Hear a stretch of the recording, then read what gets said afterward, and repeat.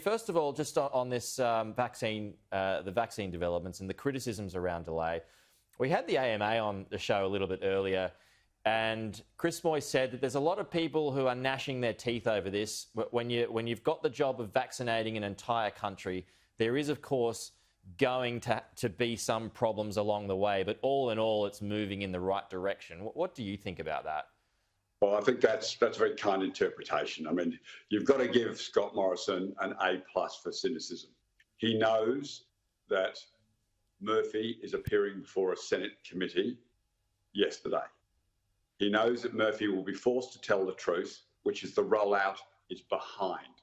So he announces a package on tourism to try and go over the top of it. But the real problem for the government on vaccines has been known for all year.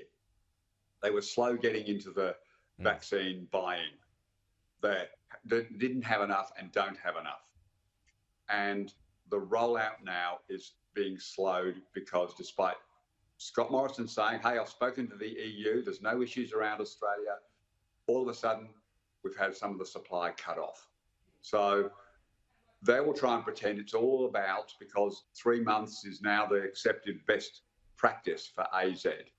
But Scott Morrison, master of spin, he has again found a way to try and hide the delays, blame the states, and then put a package on top of it. You've got to admire this guy in politics. But aren't you He's sensational. Aren't you going to have situations that emerge along the way that are unforeseen?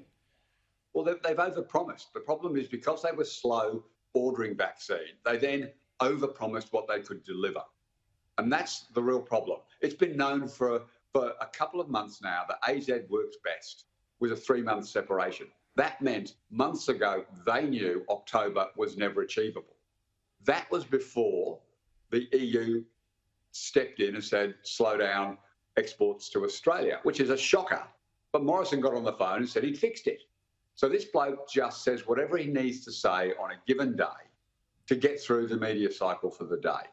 I mean, Australians are desperate to participate and desperate to get vaccinated. They don't need excuses. Just come clean.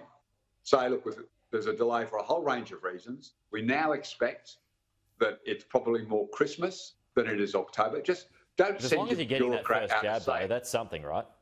Look, absolutely. But like 2 days ago, he was pretending it was, October. 2 days ago.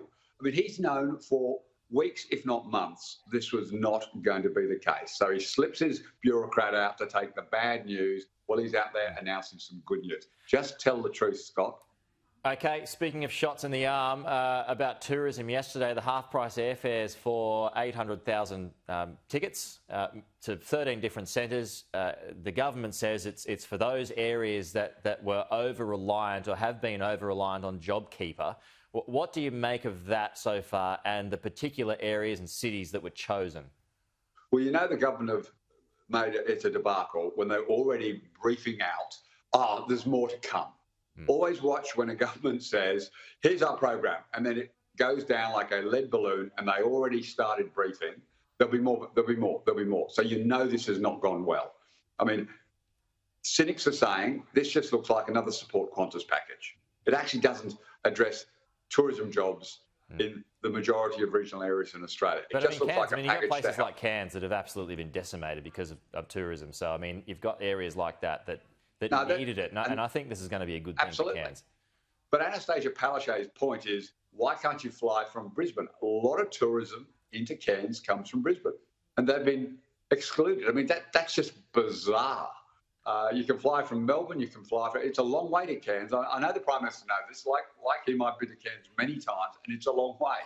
So this is not a surprise, but many people in Brisbane go to Cairns, Port Douglas, etc. So why exclude Brisbane? This is just petty, silly. So he's in trouble. It's absolutely gone down like a lead balloon because they're already briefing in less than 24 hours. Less than 24 hours. There'll be more to come. Don't worry. I think they even actually said that during the press conference yesterday, Michael McCormack mentioned that. Anyway, Stephen, we're out of time. Good to see you. Good luck on the weekend. Good to talk. Good luck on the weekend too. We'll talk to you soon.